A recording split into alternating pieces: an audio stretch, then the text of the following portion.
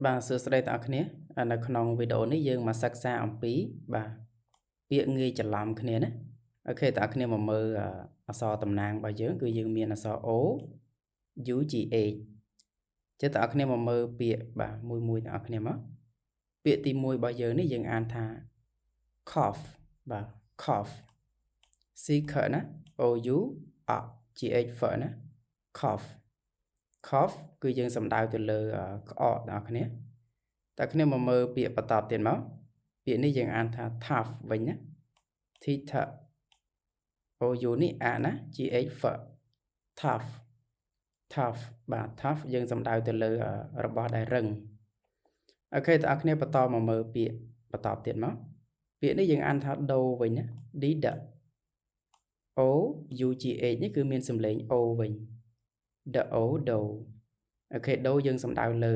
ម្សៅដែលគេលាយសម្រាប់ធ្វើនំយើងហៅដូតើគ្នាមកមើលពាក្យចុងក្រោយបាទពាក្យនេះយើងអានថា through អូខេ T H នេះ th អរណា O U G H នេះគឺមានសំឡេង U វិញ through through គឺសំដៅទៅលើតាមរយៈអ្វីមួយណា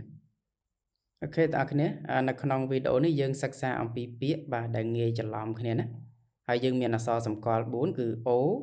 U G ហើយនិង H តើគ្នាមកមើលពាក្យទាំង4នេះបាទយើងមានអក្សរនៅចុងពាក្យហ្នឹងដូចគ្នាណាក៏ប៉ុន្តែការអានខុសគ្នាអញ្ចឹងបើយើងមិនផ្ទៀងផ្ទាត់ឲ្យបានច្បាស់លាស់ទេគឺងាយច្រឡំគ្នាអូខេតើគ្នាមើលពាក្យទី1យើងអានថា cough បាទពាក្យទី2យើងអានថា tough ពាក្យទី3យើងអានថា dough អូខេពាក្យចុងក្រោយយើងអានថា through អញ្ចឹងអក្សរ O U G H ដូចគ្នាទេក៏ប៉ុន្តែការអានហ្នឹងខុសគ្នាអញ្ចឹងយើងអានងាយច្រឡំគ្នា